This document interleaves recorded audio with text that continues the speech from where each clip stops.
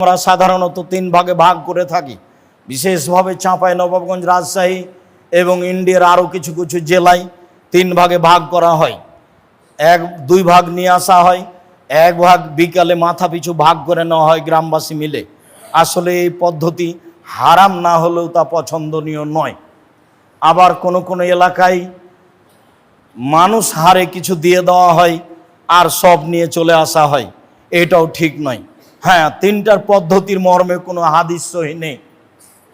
যে হাদিস এসেছে যে তিন ভাগের এক ভাগ নিজে খাবে, তিন ভাগের এক ভাগ গরিব প্রতিবেশীকে দিবে, আর তিন ভাগের এক ভাগ ফকিরকে দিবে যারা ভিক্ষে চায়, মর্মে হাদিসটি মানুষের বানানো নিতান্তই জয়ীফ। কাজে এ হাদিসকে দলিল সামনে রেখে কুরবানির গোশত তিন ভাগে ভাগ করতে হবে এ কথা নয়। তিন ভাগ করলে নাজায়েজ হারাম হবে এ কথা নয়। তবে আমরা পছন্দ মনে করি তিন ভাগের এক ভাগ যে দিয়ে এসেছেন, 10-এর মধ্যে এটা দিয়ে এসেছেন, যাক ওটা ভাগ করে নে করা, যারা কুরবানি দেয়নি। আমার এক চাচা বলছেন, আব্দুর রাজ্জাক, তাহলে তো ওদেরই গোশত বেশি হয়ে যাবে। তো তাতে কি আছে, ওদের গোশত যদি বেশি হয় হোক, কিন্তু তিন ভাগের এক ভাগ দিয়ে এসেছেন আর নিতে যাবেন কেন? আবার যারা বলছে নিতে গেলে ওটা বমি করার মতো হয়ে গেল, দান করেছে আবার ফিরিয়ে নিল। কুরবানির গোশত অত ছোট জিনিস নয়, খুব দামি গোশত, খুব সম্মানী।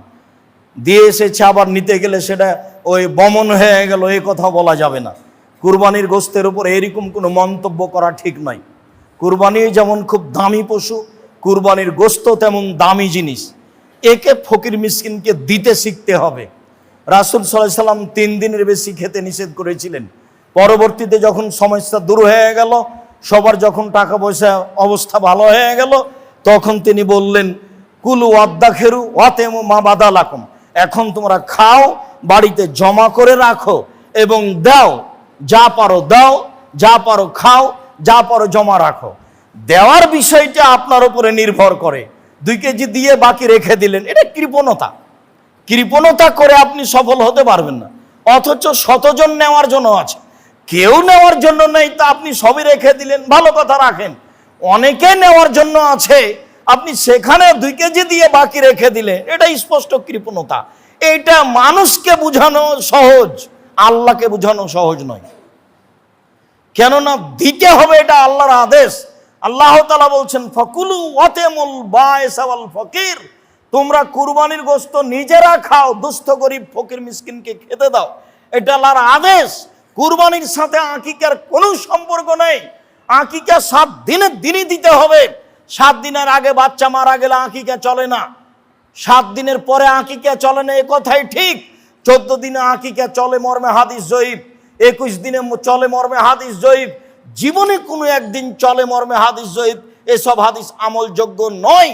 আকিকা গরু দিয়ে চলে না, আকিকা উট দিয়ে চলে না, আকিকা শুধুমাত্র ছাগল ছাগি, দুম্বা দুম্বি, এই 4 প্রকার, 2 শ্রেণীর 4 প্রকার দিয়ে চলে।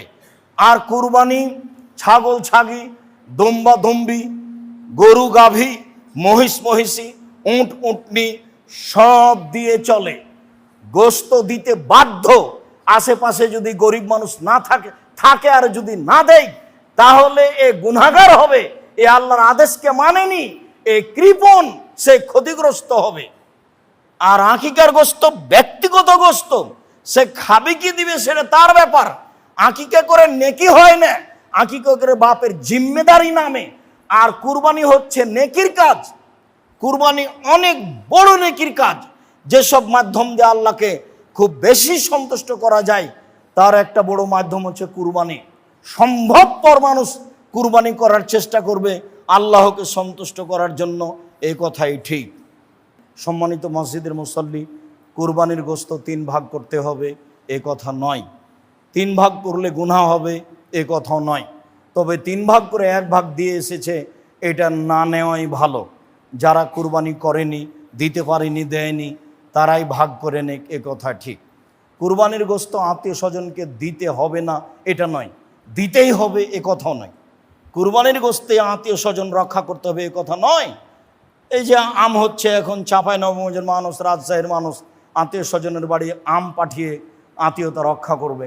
কুরবানির গোশত আত্মীয়র কাছে পাঠাতে হবে জরুরি, এমনটা নয়। পাঠানো যাবে না এ কথা নয়, এটা স্বাভাবিক গতিতে রাখতে হবে মর্মে মসজিদের সকল মুসল্লিকে এবং সাথে সাথে অনলাইনে যারা আমাদের সাথে রয়েছেন তাদেরকে সময়ের গতিতে আমাদের খুতবা যারা দেখবেন, শুনবেন, জানবেন তাদেরকে অনুরোধ জানাচ্ছি একমাত্র আল্লাহকে সন্তুষ্ট করার আশায় সহিহ হাদিসকে সামনে রেখে কুরবানি করুন। আল্লাহ আপনাদের তৌফিক দান করুক। আল্লাহুম্মা আমিন।